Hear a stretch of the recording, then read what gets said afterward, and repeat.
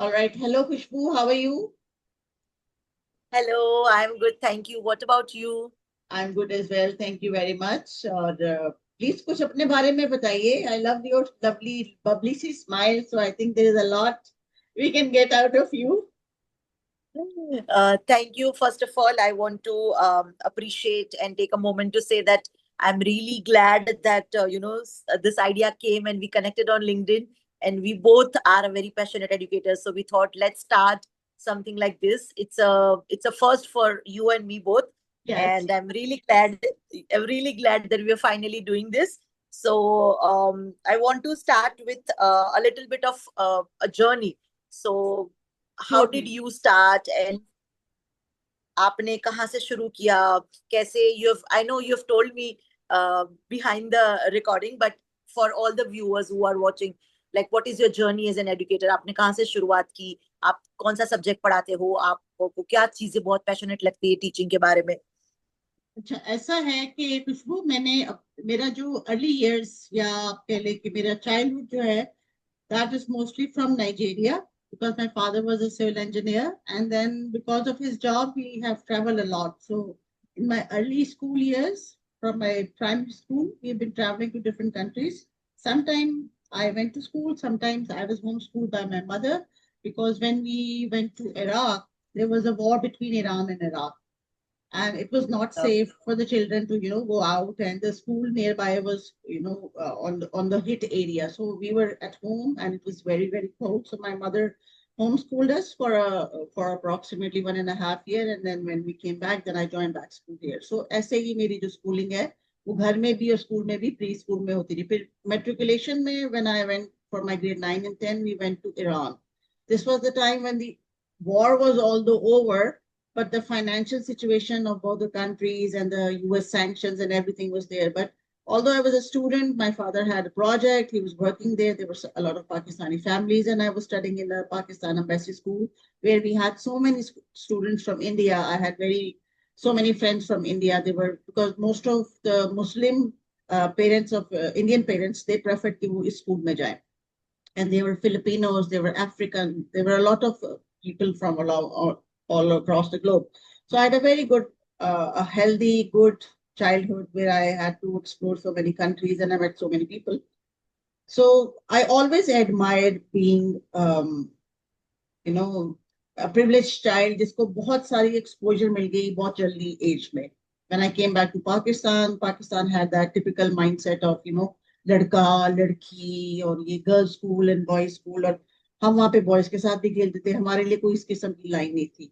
So yeah, that was my early schooling. Then I did my masters here, and then I did my master's in information technology. I did my graduation in psychology and mathematics, and I did my FSc in pre-engineering. So I had a quite variation of education for some reasons. Then I did my master's in information technology, and then I got married, and then I had a little baby for a few days. He was like 40, 30, 40, 50 days, and then I started my job as a preschool teacher in a very renowned school system here, Lahore Grammar School. You might have heard about it. तो वहां से मैंने अपना career शुरू किया, and then all the way till now I've been doing my jobs in different capacities. I was basically a sciences and maths teachers, computer teachers, और मैंने pre school को भी पढ़ाया. Then I did my MPhil in 2015 where I did my master's in education leadership and management because I thought कि अगर इस profession ने मुझे चुन लिया है तो मैं भी इसको चुन ही लूं. So then now I am proceeding with my alhamdulillah my PhD, and my thesis is in the review process. So yeah, and I'm doing my PhD in teacher training, and especially my population was the early childhood trained teachers. What are their challenges? How they are coping with after training situations?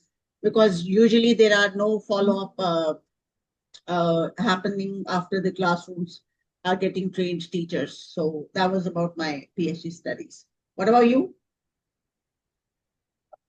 Interesting. I have been in the industry for around 15 years now, so a decade and a half, and I started my journey as an English teacher. I also did some of the pre-PTC teachers, which is the teachers who want to teach to the pre-primary schools graders. So I did that also for a year, and then I was doing that for quite some years. Then once I came back from my maternity leave is when I really thought that, okay, now I need to do something else. I can't just be doing the same thing over and over and over. By that Mhm. time, I was in the profession for around 7, 8 years. Mhm. So, and I was being happy being a teacher. I love teaching. I'm a very passionate teacher. And English is again very close to my heart because I'm an avid reader. So I love reading literature and explaining those things to the students. Mhm. But when I came back, I thought, okay, I need to bring something more. So I Mhm. went into teacher training just like you. And from there on, I became a coordinator. My forte lies in international education. So I Oh. did my Cambridge curriculum and then IB curriculum. So that's my expertise. And from there on, I became a headmistress, and now I am a head of a school. So that's the journey that I've had, and I'm really like I have always been very uh, privileged. Again, like you said that I have also grown up with both my parents working. So we were very independent from the start, and being the eldest of the three siblings, I was always very independent. I was always into, reading and learning and very curious. So I knew from the very beginning that I want to be a teacher and I want to have that impact. Sadly, now the teachers that I see, the teachers that we train, the teachers that we see around do not have that same spark that we used to have. But Yeah. that's something that we can maybe discuss later. Yes, of course, of course. Let's keep it for the next questions. So, Right. what do you think has been the change in the children? Let's talk about the children first. There is a lot of change in the children as well. Is that a Yes, reason yes. that the teachers have lost it? I mean, they don't want to be in this profession anymore. Could that be a reason? It could be one of the reasons because yes, the kind of students, and especially after the non-corporal punishment that act has come in. I don't know if it is there for you, but we Yes, yes, cannot hit a child. Is it yes, there for you? yes, yes, Okay. yes. So okay, Whenever you want to say earlier to when say please and sweetheart, I yes. feel like stabbing you, but I still love you so much. You can't express. True. Right, so I feel that even like as parents some things need to be said in a very Mm, disciplinary manner. Everything cannot be told or dealt with in the same gentle manner. mm, But that has changed a lot. So how when I was a student, I remember our teachers used to hit, take a stick, and if they don't know the answer, even after so many days and so many tries, they would hit all the students, and that was okay, and that was one of the ways that they knew how to teach. But nowadays I think that is one big change, and even the students now know that the teachers pretty much yeah. can't do anything. They don't have the Mm, power, so they take advantage of that, right? And nowadays because of social media or the film or the culture, students have become very influenced by all these things. So we mm, have like this, right from grade 8 you have all the disciplinary issues like boys and girls, and like they would have things to talk about, and mm, then disciplinary issues regarding alcohol, vape, all of these things are mm, coming in, and I'm sure it is the same there as well, right? So because of all of these things, I think that is also one of the reasons why the teachers don't want to come in. But the major reason I feel is the pay culture. Like the pay scale is very low still after all mm, these years. Like a starting pay salary is anywhere between 15 to 20, 25, 30, mm, which is a very low paying, and in today's lifestyle and the kind of expenses that we bear, it doesn't really provide much. And the time people used to think that okay, teaching, it's okay even if they give less salary, but you can come back home after 3 or 4 o'clock. But now you have so much work after coming home also. You have this meeting and this paper to check and this parent to call. So I think all of these reasons are pertaining to the teachers not coming to the profession. mm. What do you So think? I totally agree on that. But you know, when connecting it with your answer, when we were going to school, there were not so many schools. Even the private schools were not too many, right? And these days, there are schools in every other street. And most of the women from the same community are going there to teach. So they're the children of the same community, parents of the same community, teachers of the same community, but still we are unhappy with each other. This trio is, not getting along well. If the same mother is a teacher in the other school, her colleague or friend in the other school with her children, she's unhappy because of her. I think there are some reasons other than this as well, which are not being discussed or being highlighted. What I feel, my experience is that since education has become a business, to satisfy the customer, the managements are taking certain decisions because they will have to keep and retain the students. They are going far behind the line of discipline, to retain the student, to keep the parent happy. And the parent is also giving value to the amount of money they are spending in these schools because they are not able to give them their children their time. They are spending their time working, making money, and this is why this trio is unhappy with each other. And in the middle, if you put this management in the middle of this trio, they're like they're trying to keep all these three corners together, just to let the show run. But I think these problems, all these stakeholders, they need to sort out things and sort out these problems. Otherwise, no matter what the government says, whatever the curriculum is, whatever the policies are, I just recently went through your national curriculum. I saw that. I read the whole thing. I saw the new conceptual framework. I agree. Our conceptual framework was made back in 2007, and yours was updated in 2020. So there is a lot of difference. Although we are on the same level of the curriculum studies and all that, but still, the social issues, the problems that we are facing from the behavior of the student, from the parent is unhappy with their own child, and they want the teacher to make bring the best out of their child, which they have spoiled for after so many years.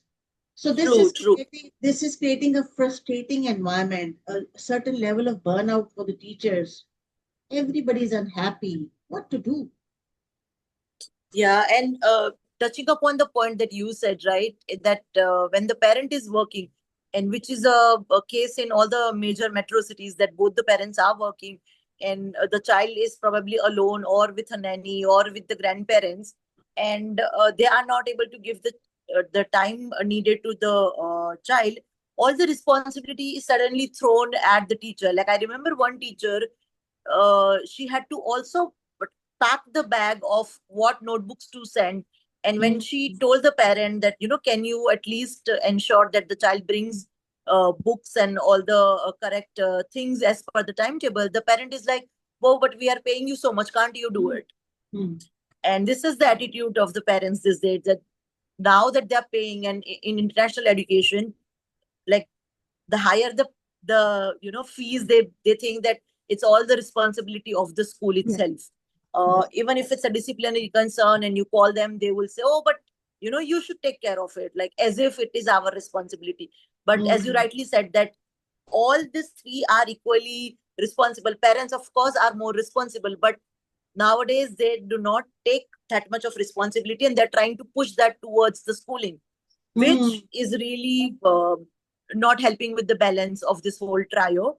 So that's Mm. one of the challenge. I also wanted to know that what specifically is the biggest challenge in the early years education in Pakistan, since that is your forte, and Mm. how do you think they can be addressed? Yes, Khusboo, that's an excellent question. The similar situation is happening in the early years. Although the government of Pakistan, Punjab, and all the other provinces are working a lot, they have taken this step, these initiatives to improve the quality of the early years in school. But the point is that we as parents in our society still have those same high expectations that we expect a grade 12 student. So when I go to the classrooms, when I speak to the teachers, they are also pointing at the parents that the parents don't teach them anything. They just want us teachers to pamper their children as the way they pamper them at home. And when they misbehave, or when they, they need some sort of a discipline, they are not willing for us to, take some precautionary steps to make the child understand or realize his or her mistake. So exactly the same situation here, that it's like parents want their children to be busy on the gadgets the whole time and do not disturb them. Like there is a do not disturb label all the time there. The child cannot approach the parent to ask for anything. All they do is provide them with the latest toys, the latest gadgets, the latest cartoons, all these gadgets. But the human touch that a parent needs to have with the child is missing. And they expect the Mm. school and the teacher to develop the same thing. Now, the point is that if a parent has 2 or 3 children under the age of 6 or 7 or 8, but the teacher has 30 plus students in her class. How can she, on an average, cater your child the way you want it to, your child want to? And everybody here is expecting, we still have that position, situation here, कि मेरा बच्चे की क्या position आई है, even in playgroup. So is the same situation there on your side? They are expecting Yes. positions. So this is ridiculous. Now I was just speaking to one of my cousin. She's also a preschool teacher, and she's here right now at our place. And I was asking her that I've been doing some recently some workshops, free of cost workshops with the teachers, and I'm asking them, what do you want me to talk about? So they are highlighting this issue of parenting. Now, when I speak to the parents or when I speak to the teachers, the picture isn't, parents are not satisfied. They say that the teachers or the school is not doing much. But the point is that they're not playing their part of the role. They have to be if we are teaching a child, for example, if I am teaching my teachers developmentally appropriate activities, so that a 3.5-year-old and a 4.5-year-old is treated differently. But when the parents are bringing the child into the school, they claim that my child is capable of this. So you will not decide. I will decide which grade my child will go. And they preferably make them go in a higher grade. Now, when there are children for example, if the child is 3.5, at home, they will prepare the child so much, will make them understand the rhymes, the shapes, the colors, because it is their task to just push the child in the school. And when they will meet those, when the child will learn all that, they will say, no, he is not capable for playgroup. He'll go in nursery straight away. Now, there are so many other things the child needs to understand or learn, or at least to get climatized with the school environment. There's different things happening in the school. There are so many other soft skills that the child needs to learn while being in, children of the same age group. But the parents have so unreal expectations, and they want the child, a 3-year-old and a 4-year-old, to become something. I remember from this example, 3 years back, I was in Texila. I was there for teacher training. And the principal, he was a wonderful man. The couple, both of them were running the school. The lady was looking after the preschool, and the man was looking after the grade 1 and onwards. And early morning, we were having this little informal chit chat and, just discussing. And I raised a few points that these are my concerns, that, we should not go for positions and, force children and all this ratta system, this rote learning. So now that poor soul, the principal, he said that, but Madam Sadaf, but practice makes a man perfect. And I told him, sir, please stop here. Can you repeat your sentence again? It says practice makes a man perfect. It is not for a 3-year-old. 3-year-olds have nothing to do with perfection. They will play with the mud. They will run after ants. They will, eat some garbage from the floor. They will explore life. So why do we apply for a 30-year-old man's, phrase to a 3-year-old? And then he was like astonished, like, oh, I never thought of that. This is the point. Adults never think what a child is going through. They just want compliance. And most of our adults around us are so much emotionally disturbed. They don't know how to deal with themselves, and they are expecting the children who are still learning to, come out to be perfect human, like robots or something, perfect human beings by the very young age. They just start exploring life. So these contradictions are still existing. No matter what we do, no matter how much awareness we create, there are still certain such hard barriers that no matter what we have been trying hard, but although there is a lot of change, I still now I see men changing their children's diaper. At our times, it was like, oh hey, मेरे बेटे से ये अपने बच्चे का pamper change करवा रही थी, रात को वो इसको फीडर पिला रहा था, नवाबजादी सो रही थी. We had this sort of environment.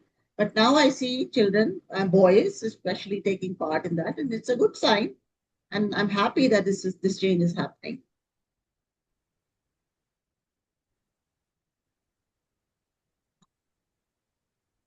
Right. I guess.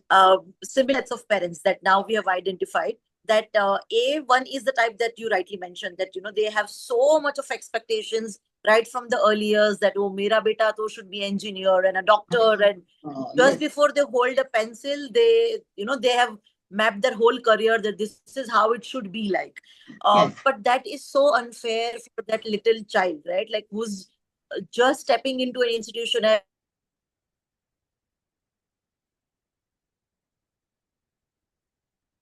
School is the second institution that they enter.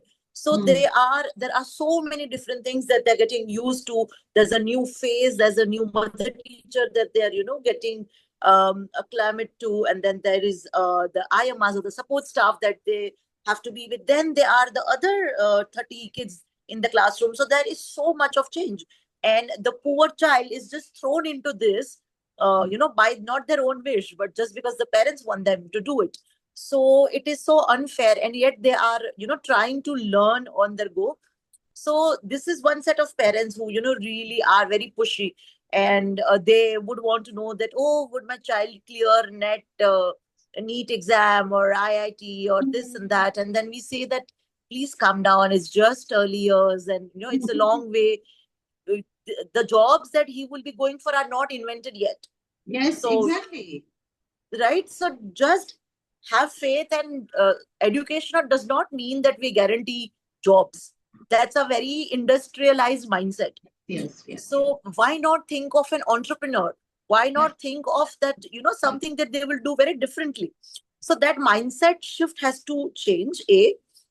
Second set of parents who are a little bit evolved, a little woke, educated, they understand that, okay, we can't decide on the behalf of the child, and we don't know yet what will happen. So, let it be. But they are overly not, they have left the conversation, and they Yes. are like They're over helicopters. relaxed. They're Yes. helicopter parents. Yes. So Exactly. these are the two extremes. Either they are over concerned or they're not concerned at all. At all. Yes. And we need to find a good enough balance somewhere in the mid, where we can tell the parents that, see, this is what the education is about, and the children are learning this way. One more thing, that after COVID, I have seen and I don't know if it's on your side, please correct me if I'm wrong, but the children are having something called because of COVID, they're not able to read and write at the age that they were supposed to. They're not meeting their milestones, and the development is way behind because of the screens, too much of screen time, and because of isolation, because of no social skills. Now they are not able to read, write, even potty trained at a certain Yes. age. I see people in grade 1 and they're still not potty trained. Mm. So those are some of the challenges that I see around in the early years segment. You may want to add your perspective to it. Yes, yes, you're absolutely right. And I think so. One of the reasons for that was because COVID was a sudden change. And parents, unintentionally or intentionally, I'm not going to, label them anything like that, but because they had thought that all this responsibility belongs to the school and the teacher, when the children were kept at home, the mothers had no clue what to do. And I remember so many parents coming to me during COVID and after COVID, that hats off to you guys, I cannot take care of my children the way you used to do. You used to keep them with activities and all that, and my children, there are different variations in the children also. Some children want activities, some want to sit and read, some had mood swings, some some like to manipulate with the situation, Some like to prefer and do blackmailing to the parents. कि मैं ये कर दूंगा अगर आपने मुझे ना, that we as teachers, we face all these sort of multiple behaviors. And when children were kept at home, rather confined at home, so many other disabilities, I won't say disabilities, but so many other challenging behaviors, they also popped out of nowhere. They were new for the parents as well. मेरा बच्चा पहले तो नहीं ऐसा था, अब ऐसे कर रहा है. Because you were spending that time of the day when the child was in school and the teacher was dealing with all this, right? He was showing these tantrums and these mood swings to the teacher. But you are there and you have to look after the food and the financial situation and the COVID order and everything else. So, this is, I think, there were so many parents who, went to the internet, they read how to deal with our children, how to, make worksheets. Some of them bought printers, some of them, went to buy books and all that. All that was happening. But the realization the people, got after COVID, that the importance of a teacher, people cannot replace, but parents cannot replace that value addition. So this is still lingering. This thing is still lingering and people are struggling. And with this point, I wanted to ask something from you. What is, when a child comes to your school, like for preschool, right, under the age of 6, are the parents reading to their children, making them involved in studies, or is there a culture there? I think there is a 4 minutes left. If you drop down, we'll come back again and we'll complete this and then get added this later on. So what about your situation? Here parents कहते हैं कि बस school जाएगा तो सब सीख लेगा, हमने कुछ नहीं सिखाना. If it's the first child, then the situation is different. फिर सब बैठ जाते हैं उसको पढ़ाने के लिए. कलर भी आए उसको, shapes भी आए उसको, अभी सब आ जाए. But if there's a second, third, or fourth child, parents से school जाएगा सब सीख लेगा. What is on your side? So reading is something again that we have seen that after COVID there has been a major drop in the way the learners or the students used to read pre-COVID, and now that they they blend properly and their age and part, because it's the culture. Reading is something, it's a skill that it needs to be done over and over and over, and it needs to have that environment. If the child sees the mother all day on the phone or the father on the TV, and then you ask them to go sit and read, then it will happen for a day or 2 days and then that's it. But if it's an environment in the house, then only the reading habit can get inculcated. For example, my daughter, so we wanted to ensure that she is a reader, because I'm an avid reader and I love reading, and I can't sleep if I don't get to read my 10 pages or 20 pages. And I ensure that whenever I get time, I sit with my book and I carry my book everywhere. So it's not something that I have done after I had my child. No, this has been with me since I was a toddler myself. And I saw my parents reading, and even though we had a TV, nobody after having dinner, nobody would switch on the TV and just sit and talk. Everybody would grab a book or something, and then people would just be sitting in the living room and reading. And then if they want to share something, or there are some reflections, or there's a really nice poem or anything, they would share it. So that is something that we saw, and we really valued that, and we thought that reading is something that one needs to have for your communication skills. It really makes you imagine better, makes you critical, makes you more empathetic. So I've always valued that, and I wanted to give that gift to my child. So what I did was, every night while I was pregnant also, I would open a child's book and I would read to her. And then after she was born, I will do that. And we continued doing that. Now she's 9 years old and she finishes books faster, much faster than I finish a book. And I'm so proud, and everybody asks me that how is this. And of course, see, if she's a very good reader, she's a very fast reader, then her communication is even better than her age group. So everybody keeps asking me that, how do you send her to any classes, like, or what is it? But I always say that it is the culture. If the parents are not doing it, then it will never come. Even if you send them to tuitions, even if you send them anywhere, any classes, if you don't create that environment for your child, it will not happen, right? if I say that, oh, you use please, thank you, but the father is shouting in the house and abusing every day, do you think the child will pick up the good things to say or to pick up, right? So it's always your environment. So that's one thing that I believe needs to be corrected first, and then of course everything else can follow. Yes, I think the call is going to drop now, so let's join back again. Okay. Sure, sure. Going well? Yeah, yeah, yeah. Excellent, excellent, excellent. Great, great. So I'll